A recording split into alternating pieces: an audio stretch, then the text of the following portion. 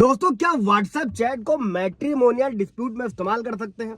और मैट्रिमोनियल मामलों में दोस्तों होता क्या है कि झगड़े ज्यादातर घर के अंदर होते हैं और इसलिए सबूत मिलना जो होता है वो बहुत ही मुश्किल होता है। और ऐसे में व्हाट्सएप चैट बहुत काम आते हैं दोस्तों। और ये बताती है कि पति पत्नी के बीच में बातचीत कैसी थी, कोई धमकी दी गई थी या नहीं दी गई थी, क्या अपमानजनक भाषा का इस्तेमाल हुआ था या किसी तीसरे व्यक्ति से कोई अलग तरीके की बातचीत चल रही थी। लेकिन असली सवाल ये है दोस्तों, क्या व्हाट्सएप चैट सही में कोर्ट में सबूत मानी जाती है? मेरे कई सारे व्यूअर्स के भी सवाल रहते हैं दोस्तों, कौन सी चैट कोर्ट अपनाती है, कौन सी खारिज कर देती है, क्या बिना अनुमति किसी की चैट निकाली जा सकती है? दोस्तों, इस वीडियो में हम लोग सारी चीजें समझने वाले हैं कि व्हाट्सएप चैट कब सबूत बनती है और उसकी कानूनी वैल्यू क्या होती है, और पति पत्नी को जो चैट है इस्तेमाल करने से पहले किन बातों का ध्यान रखना चाहिए। दोस्तों, कानून क्या कहता है? दोस्तों, जय हिंद, नमस्कार, मैं एडवोकेट आशीष मिश्रा। लाइक कर दीजिएगा, शेयर कर दीजिएगा, सब्सक्राइब कर दीजिएगा ताकि इंफॉर्मेशन और लोगों को मिल सके। अभी बढ़ते हैं दोस्तों। भारतीय साक्ष्य अधिनियम जो है दोस्तों, वो व्हाट्सएप चैट को एक इलेक्ट्रॉनिक रिकॉर्ड है और इसे कोर्ट स्वीकार कर सकते हैं। जैसे व्हाट्सएप चैट है, स्क्रीनशॉट है, वॉइस नोट है, फोटो है, वीडियो है, व्हाट्सएप पर भेजे गए डॉक्यूमेंट है, कॉल लॉग है। लेकिन इसमें आपको ये ध्यान रखना है कि चैट असली, सही और बिना बदली हुई होनी चाहिए। उसको भी विस्तार से समझते हैं। और कोर्ट व्हाट्सएप चैट को इन मामलों में सबूत के रूप में मानती है, जैसे कि तलाक का केस है, दहेज उत्पीड़न का केस है, घरेलू हिंसा है, मेंटेनेंस है, चाइल्ड कस्टडी है, एलिमनी विवाद है, एक्स्ट्रा मैरिटल अफेयर के आरोप हैं दोस्तों। और व्हाट्सएप चैट मैट्रिमोनियल के मामलों में उपयोगी होती है, यूजफुल होती है।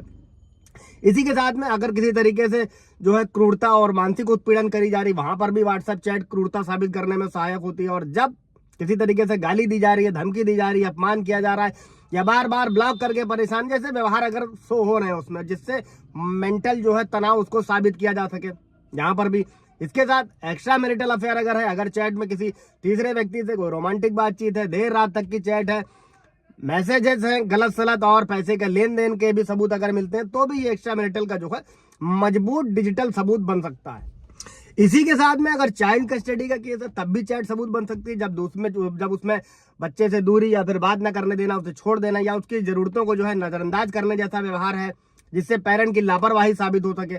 अगर मेंटेनेंस का केस है, किसी पैसे का विवाद है, मेंटेनेंस मामलों में भी जो चैट होती है दोस्तों, वो इंपॉर्टेंट होती है। और उसमें जो आय होती है, यानी कि इनकम होती है, प्रॉपर्टी है, बिजनेस का कोई खर्चा है, खर्चे उठाने से मना कर देना या फिर आर्थिक जिम्मेदारी से बचना, ये सारी बातें अगर लिखित रूप में मिल जाती हैं। इसी के साथ घरेलू हिंसा मामलों में अगर धमकी दी जा रही है, मतलब धमकी के मैसेजेस हैं, बदसलूकी करी जा रही है, कंट्रोलिंग व्यवहार का इस्तेमाल किया जा रहा है, बार बार डराने वाले मैसेजेस किए जा रहे हैं चैट के रूप में, मजबूत जो है डिजिटल सबूत बनकर जो है पीड़ित के आरोपों का समर्थन करते हैं बहुत अच्छे तरीके से दोस्तों। और अगर स्क्रीनशॉट एडिट किए गए, कटे फटे या बदले हुए स्क्रीनशॉट कोड नहीं मानता, इसको नोट रखिएगा। कैसे करना उसको भी समझ लेते हैं। अगर मैसेज फॉरवर्डेड है, यानी कि फॉरवर्डेड मैसेज आपके पति या पत्नी के व्यवहार का सबूत नहीं बनते अगर, और इसको जब भी लगाया जाता है कोर्ट में, तो भारतीय साक्ष्य अधिनियम की धारा 63 के तहत सर्टिफिकेट होता है दोस्तों, वो होना जरूरी है, उसके बिना मान्य नहीं होता। और सिर्फ स्क्रीनशॉट दिखाना काफी नहीं है, बिना सर्टिफिकेट सबूत अक्सर रिजेक्ट हो जाता है। और अगर चैट का केस से कोई लेना देना ना हो,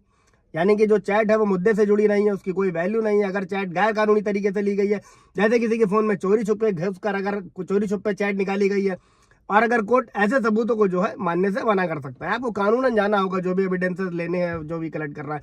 जैसे अगर पति की, हस्बैंड की इनकम निकलवानी है, वाइफ की निकलवानी है, तो आप 94 BNSS का इस्तेमाल कर सकते हैं दोस्तों, जिसमें कोर्ट ऑर्डर करेगा कि इनकी जो है डिटेल निकाल कर लाई जाए। इसी साथ जो 63 है धारा भारतीय साक्ष्य अधिनियम की, वो क्या कहती है और ये बताती है कि चैट सही तरीके से निकाली गई है, उसमें किसी तरीके का कोई बदलाव नहीं किया गया, किस डिवाइस से निकाली गई है और किसने निकाला। और बिना सर्टिफिकेट के कोर्ट जो होती है वो किसी भी इलेक्ट्रॉनिक सबूत को स्वीकार नहीं करती। और इस पर एक जजमेंट है अर्जुन पंडित राव खोदकर बनाम कैलाश गोरंटियाल, ये 2020 का मामला है दोस्तों। और इसमें सुप्रीम कोर्ट ने यह साफ किया था कि किसी भी इलेक्ट्रॉनिक सबूत को कोर्ट में जो है मान्य करने के लिए जो 65 भी इंडियन एविडेंस पुराना एक्ट था, अभी भारतीय साक्ष्य अधिनियम की धारा 63 है, सर्टिफिकेट जरूरी है। और कोर्ट ने यह भी कहा है कि अगर 65 भी सर्टिफिकेट नहीं है तो व्हाट्सएप मैसेज जो भी इलेक्ट्रॉनिक